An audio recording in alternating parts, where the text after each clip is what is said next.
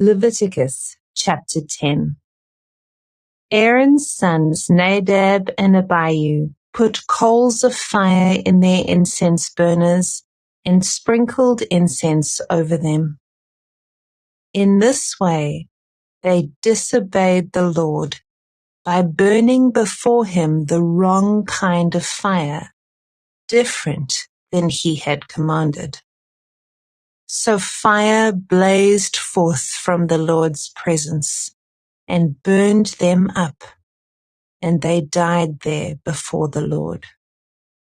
Then Moses said to Aaron, "This is what the Lord meant when he said, 'I will display my holiness through those who come near me.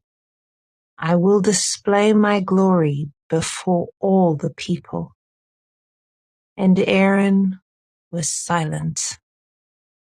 Then Moses called for Mishael and Elzaphan, Aaron's cousins, the sons of Aaron's uncle Aziel.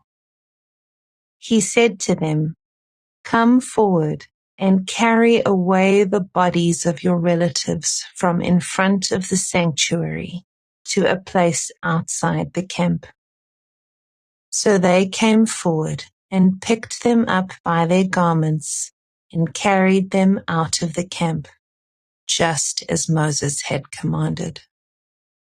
Then Moses said to Aaron and his sons Eleazar and Ithamar, "Do not show grief by leaving your hair uncombed or by tearing your clothes.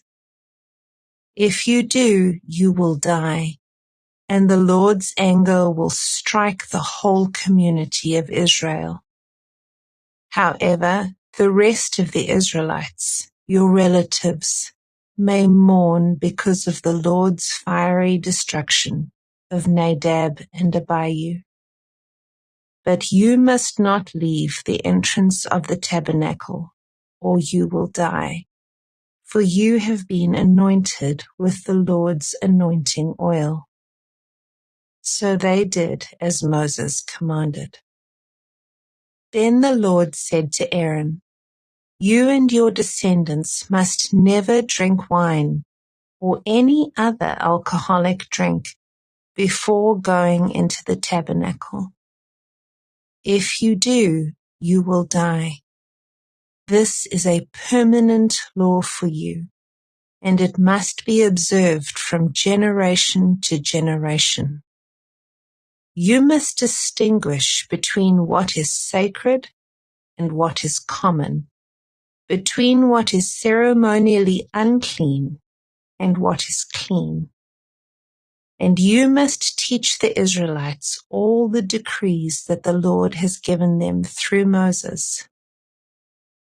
Then Moses said to Aaron and his remaining sons, Eleazar and Ithamar, "Take what is left of the grain offering, after a portion has been presented as a special gift to the Lord, and eat it beside the altar.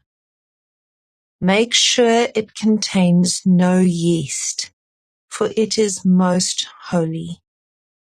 You must eat it in a sacred place, for it has been given to you and your descendants as your portion of the special gifts presented to the Lord. These are the commands I have been given. But the breast and thigh that were lifted up as a special offering may be eaten in any place that is ceremonially clean. These parts have been given to you and your descendants as your portion of the peace offerings presented by the people of Israel. You must lift up the thigh and breast as a special offering to the Lord, along with the fat of the special gifts. These parts will belong to you and your descendants as your permanent right, just as the Lord has commanded." Moses then asked them what had happened to the goat of the sin offering. When he discovered it had been burned up, He became very angry with Eleazar and Ithamar, Aaron's remaining sons. "Why didn't you eat the sin offering in the sacred area?" he demanded. "It is a holy offering. The Lord has given it to you to remove the guilt of the community and to purify the people, making them right with the Lord. Since the animal's blood was not brought into the holy place, you should have eaten the meat in the sacred area as I ordered you." Then Aaron answered Moses, "Today my sons presented both their sin offering and their burnt offering to the Lord. And yet this tragedy has happened to me.